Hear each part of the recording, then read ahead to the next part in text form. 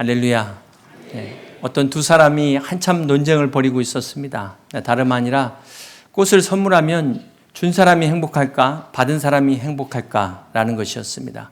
여러분, 누가 행복할까요? 네. 네. 근데 막 서로 자기 생각만 주장하다 보니까 결론이 나지 않아가지고 결국 꽃집 주인한테 가서 물어보기로 했습니다. 그러자 이 꽃집 주인은 뭐라고 이야기했냐면 꽃을 판 사람이 제일 행복하다. 그렇게 얘기를 했습니다. 여러분 행복하십니까? 네, 정말 행복하십니까? 네, 행복하세요? 네, 감사합니다. 머리로는 아는데 왜 가슴이 따라오지 않을까? 행복은 보는 관점과 대상에 따라 다를 수 있습니다. 어떤 분들은 이제 이런 질문을 받으면 내가 정말 행복한가? 이렇게 이제 생각을 해야 되는데 남들이 이걸 행복이라고 알아줄까? 이렇게 좀 남을 의식하는 사람들이 있습니다. 이런 사람들은 결코 행복할 수 없다는 것이죠. 행복에 대한 여러 가지 명언들이 있는데 파스칼은 이렇게 얘기했습니다. 현재의 작은 기쁨에 소홀히 하는 사람은 결코 행복할 수 없다.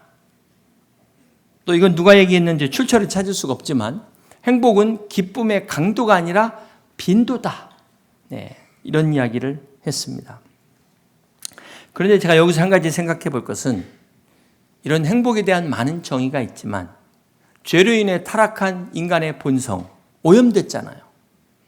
그런 인간의 욕망과 욕구가 추구하는 행복이 과연 진정한 행복일까? 여러분 어떻게 생각하십니까? 혹시 여러분이 추구하는 그 행복이 죄로 인해서 타락한 인간의 본성이 추구하는 행복은 아닙니까? 아리스토텔레스는 행복을 영혼의 활동이다 이런 말을 했습니다. 저는 이것을 하나님 안에서의 행복이다 이렇게 보고 싶어요. 그러니까 이 세상에서 가장 행복한 행복은 먼저는 십자가의 수직 하나님과의 바른 관계가 회복되는 것입니다. 그리고 그 다음에 십자가의 수평인 이웃 다른 사람들과의 관계가 좋은 행복한 사람이 바로 진짜로 행복한 사람이라는 것입니다. 그렇기 때문에 이 두 관계, 하나님과 관계와 이 사람과의 관계가 행복하지 못하면 천하를 소유한들 그 사람은 결코 행복할 수가 없다는 말입니다. 돌스토이의 인생 독본에 이런 말이 나옵니다. 인생 후반기에 이루어야 할 과업 중 하나는 인생 전반에 사랑했던 모든 이들을 다시 찾아내 그 사랑을 회복하는 것이다. 잃어버린 사랑을 회복하는 것은 과거와 화해하고 행복한 인생을 만드는 또 하나의 조건이라고 이야기합니다. 저는 이 돌스토이의 말을 제 나름대로 인용한다면 인생의 진정한 행복은 바로 잃어버린 하나님의 사랑을 회복하는 것이다. 그렇습니다.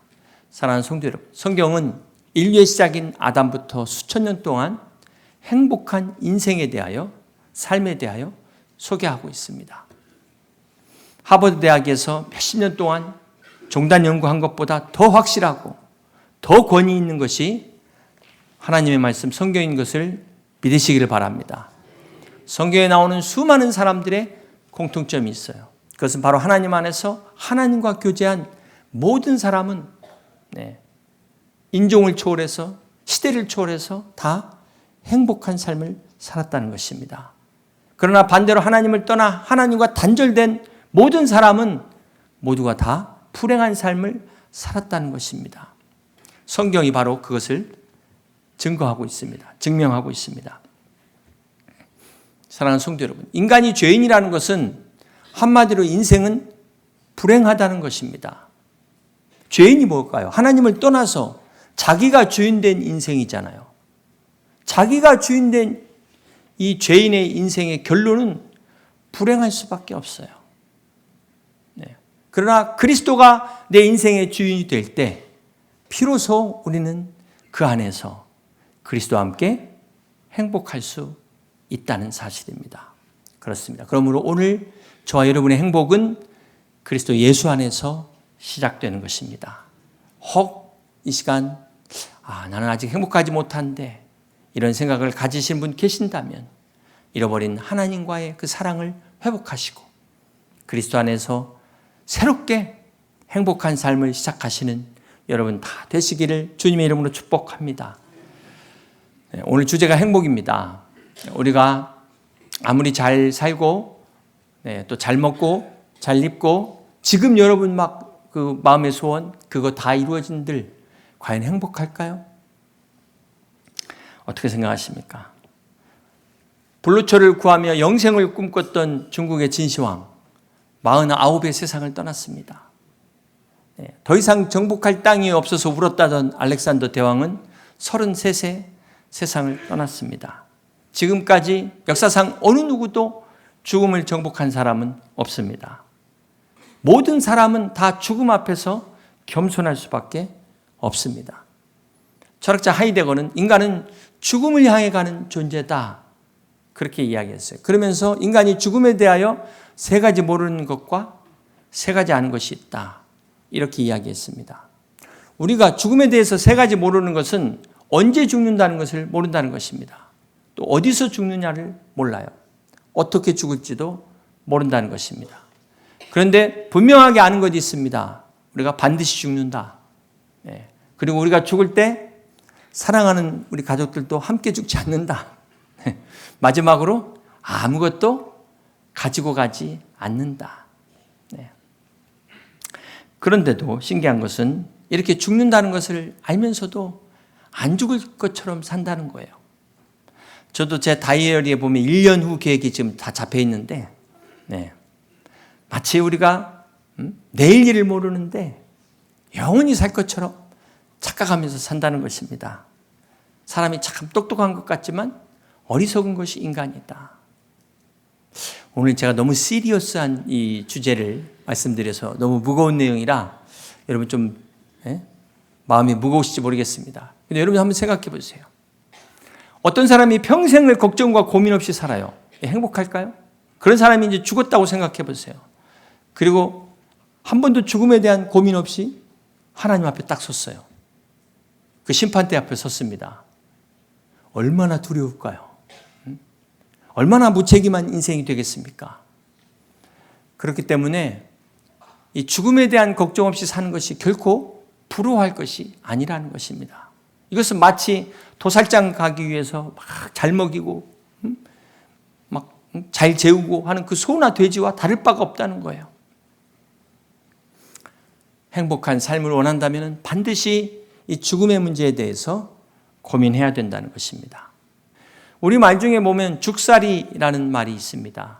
살림살이, 처가살이, 시집살이처럼 죽살이라는 말이 있어요. 이것은 죽음과 삶을 뜻하는 우리말입니다. 그런데 왜 살죽이가 아니고 죽살일까? 죽음이 앞에 나와요. 이것은 죽음을 생각하면서 살라는 뜻이 아닐까? 비록 우리가 우주적인 종말, 전 세계적인 종말, 이것은 논하지 않더라도 우리 개인적 종말이 언제 어떻게 올지 알 수 없다는 것입니다. 그러므로 우리가 정말 행복한 삶을 원한다면 이것을 준비해야 됩니다. 그래서 웰빙만큼 중요한 것이 웰다잉이다. 생계만큼 중요한 것이 사계입니다. 미국의 리더십 코치로 유명한 로이드 리브가 자기 관리를 이야기하면서 중요한 세 가지를 이야기했습니다. 이때 세 가지가 being well, serving well, finishing well. 그래서 우리의 자기 관리라는 것은 결국은 우리가 잘 살기 위한 것이고 우리의 인생이 결국은 잘 섬기기 위한 것이고 마지막에 가장 중요한 유종의 미를 거두는 잘 마무리 짓는 것이다. 이 마지막 유종의 미를 강조하고 있습니다. 사랑하는 성도 여러분, 세상 사람들은 죽음을 준비하는 것을 남한강 공원묘원에 자기 묘 딱 준비하는 것으로 생각합니다. 아니면 이제 재산 상속을 끝냈다든지 아니면 어떤 유언을 남겨놨다든지 이걸 죽음의 준비로 생각하는 분들이 계십니다. 이건 마치 결혼 준비를 그냥 혼수푼 장만했으니까 끝났다라고 생각하는 것과 같습니다. 진정 죽음에 대한 준비는, 진짜 준비는 하나님의 나라를 준비해야 돼요. 우리의 영혼에 대한 영생의 문제, 천국을 준비해야 되는 것입니다. 여러분 천국 갈 준비 되셨습니까? 여러분의 가정은 어떻습니까? 여기 부모님들 많이 계실 텐데요. 여러분의 자녀들은 어떻습니까? 여러분 우리나라 10대, 20대 청소년 사망 원인 1위가 뭔지 아세요? 자살입니다. 지금 저출산 때문에 심각하다는데 10대, 20대 청소년 사망 1위는 자살이에요. 자살. 우리가 수능시험 생각하는 거 10분의 1만이라도 우리 자녀들의 영혼을 생각하고 우리 자녀들의 영혼을 위해서 고민하고 노력해 보신 적 있으십니까? 자녀 사랑한다고 유산 많이 남겨봐야 그 유산 의지하고 하나님 의지하지 않더라는 거죠. 오히려 형제간의 불화만 생기더라는 것입니다. 진짜 자녀를 사랑하는 부모는 자녀의 영혼을 위해 기도하며 책임을 다하는 부모입니다. 사랑하는 성도 여러분, 오늘 여러분의 자녀들이, 손주들이 그들의 신앙을 잘 이어갈 수 있도록 한번 돌아보시고 자녀들의 복음을 위해서 기도하고 복음을 전할 수 있는 영적인 부모가 다 되시기를 주님의 이름으로 축복합니다. 전도서 3장 1절 말씀을 함께 같이 보십니다. 자의 기한이 있고 전하 만사가 다 때가 있나니 날 때가 있고 죽을 때가 있으며. 네, 여기 천하의 범사가 기한이 있고 만사가 때가 있다. 그럼 우리는 날 때가 있었으니까 이제는 죽을 때가 기다리고 있다는 것입니다. 이처럼 남녀노소 빈부 귀천 할 것 없이 죽음만큼은 모든 사람이 평등해요. 예외가 없습니다. 그런데 더 큰 문제가 있어요. 죽음보다 더 큰 문제가 있습니다. 히브리서 9장 27절입니다. 한 번 죽는 것은 사람에게 정해진 것이요 그 후에는 심판이 있으리니. 바로 죽음보다 더 큰 문제는 죽음 후에 심판이 있다는 것입니다. 어느 누구도 모든 인간이 죽음을 거부할 수 없듯이 심판 또한 거부할 수 있는 사람은 단 한 사람도 없습니다. 여러분 세상의 공권력, 그 공권력 피할 길이 있어요. 피할 수 있어요. 그러나 하나님의 심판은 그 누구도 그 어느 누구도 피할 수 없습니다. 이 죽음 위에 찾아오는 심판은 어떤 심판일까요? 계시록 20장 12절 말씀을 함께 보겠습니다. 또 내가 보니 죽은 자들이 큰 자나 작은 자나 그 보좌 앞에 서 있는데 책들이 펴 있고 또 다른 책이 펴졌으니 곧 생명책이라. 죽은 자들이 자기 행위를 따라 책들에 기록된 대로 심판을 받으니 바다가 그 가운데에서 죽은 자들을 내주고 또 사망과 음부도 그 가운데에서 죽은 자들을 내주매 각 사람이 자기의 행위대로 심판을 받고 사망과 음부도 불못에 던져지니 이것은 둘째 사망 곧 불못이라. 누구든지 생명책에 기록되지 못한 자는 불못에 던져지더라. 이 계시록에 말씀하고 있는 하나님의 이 마지막 심판은 어떤 심판이냐면 바다가 그 가운데서 죽은 자들을 내주고 또 사망과 음부도 그 가운데서 죽은 자들을 내주는 어느 누구도 피할 수 없는 심판이라는 것입니다. 그러면서 누구든지 이 생명책에 기록되지 못한 자는 이 불못이 무엇입니까? 바로 끔찍한 지옥의 형벌로 심판을 받게 된다는 말씀입니다. 사랑하는 성도 여러분, 누가 지옥을 좋아하겠습니까? 그러나 성경은 이 지옥에 대해서 분명히 말씀하고 있어요. 이 지옥이 그저 피한다고 없어진다면 얼마나 좋을까요? 그러나 아무리 귀를 막고 눈을 가린다 해도 있는 지옥이 없어지는 것이 아닙니다. 정말 지옥에 가지 않으려면 오히려 지옥을 알아야 돼요. 이 말씀을 들어야 되는 것입니다. 그러나 더 중요한 사실은 이 피할 수 없는 심판을 피할 수 있는 길이 있다 말씀하고 있어요. 이것이 바로 우리가 믿는 복음입니다. 기쁜 소식이에요. 요한복음 5장 24절입니다. 내가 진실로 너희에게 이르노니 내 말을 듣고 또 나 보내신 이를 믿는 자는 영생을 얻었고 심판에 이르지 아니하니 사망에서 생명으로 옮겼느니라. 자, 여기서 듣고 믿는 것이 무엇을 말할까요? 바로 예수님이 십자가에서 죽으심이 우리의 심판의 원인인 우리의 죄를 대신하기 위하여 십자가에서 죽으신 것을 듣고 믿는 것을 말씀하는 것입니다. 그래서 요한복음 3장 16절에 하나님이 세상을 이처럼 사랑하사 독생자를 주셨으니 이는 그를 믿는 자마다 멸망하지 않고 영생을 얻게 하려 하심이라. 우리가 너무나 잘 아는 그 유명한 말씀입니다. 그런데 여러분 우리가 여기까지만 보지 마시고 그 다음 절 보시면 하나님의 고민이 나와요. 17절입니다. 하나님이 그 아들을 세상에 보내신 것은 세상을 심판하려 하심이 아니요 그로 말미암아 세상이 구원을 받게 하려 하심이라. 하나님이 그 아들을 보내신 것은 우리를 심판하기 위함이 아니라 우리를 구원하시기 위해 보냈다. 하나님의 고민이 여기서 보이지 않습니까? 대부분 어떤 사람들은 하나님이 사랑의 하나님이시라면서 왜 지옥을 만드셨냐? 어떻게 이렇게 심판하실 수 있냐? 이런 분들은 지금 하나만 생각하고 둘은 모르는 겁니다. 우리 하나님은 사랑의 하나님이시자 동시에 공의의 하나님이에요. 공의의 하나님이 어떻게 죄를 눈 감아줄 수 있겠습니까? 공의의 하나님이 누구는 봐주고 누구는 그냥 넘어가고 이게 말이 되겠습니까? 하나님이 완벽하신 만큼 이 죄의 문제도 완벽하게 해결하셔야 하나님 아니겠습니까? 그 공의로 인해서 모든 사람이 죄인 되어서 죄의 형벌을 피할 수 없게 되었는데 여기에 하나님의 고민이 들어가는 거예요. 사랑의 하나님이 우리를 사랑하셔서 독생자 예수 그리스도를 통해 심판을 피할 길을 예비하셨습니다. 그러므로 누구든지 예수 그리스도를 믿는 자들은 구원을 받는 이 복된 복음의 기쁜 소식을 들으시기를 바랍니다. 믿으시기를 바랍니다. 사랑하는 성도 여러분, 세상에 이보다 더 복된 소식이 어디 또 있을까요? 예수 믿고 살다가 죽은 사람과 믿지 않고 죽은 사람의 죽음은 결코 똑같지 않습니다. 천국과 지옥의 차이입니다.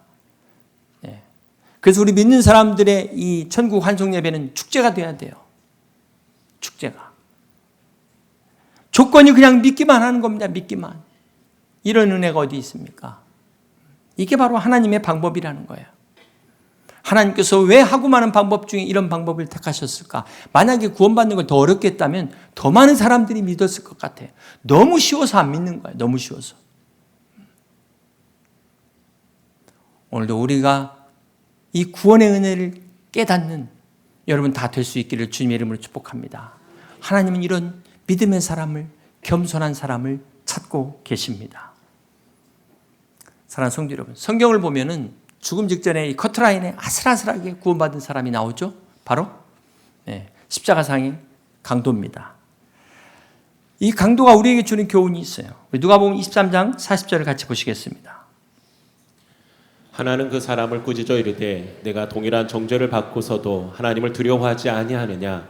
우리는 우리가 행한 일에 상당한 봉을 받은 것이니 이에 당연하거니와 이 사람이 행한 것이 옳지 않은 것이 없느니라 하고 이르되 예수여 당신의 나라에 임하실 때 나를 기억하소서 하니.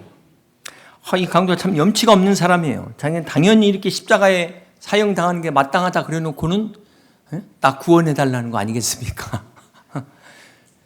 이 마지막 사형당하는 순간에 당신의 나라에 임할 때 나를 기억하소서. 이 한마디로 구원을 받습니다. 여기서 아무리 약한 사형수일지라도 이 사형수가 무슨 공로가 있습니까? 무슨 선행이 있겠습니까? 그런데도 이 한마디의 믿음으로 구원을 받습니다. 그런데 그 순간에 그 옆에 있는 다른 한 강도 그 마지막 순간에도 끝까지 구원받지 못해요. 여러분, 어떤 분들은 또 이 구원받은 강도를 보면서 또 부러워하는데 나도 저렇게 세상에서 하고 싶은 거 다 하다가 마지막에 죽기 전에 딸랑 구원받으면 얼마나 좋을까? 여러분, 과연 그게 그렇게 좋은 걸까요? 이제 이런 분들은 예수 믿으면 이것도 못하고 저것도 못하고 이런 생각을 하기 때문에 그런 거예요. 근데 반대로 우리가 정말 예수 믿는 사람들이 받는 축복을 생각해 보세요.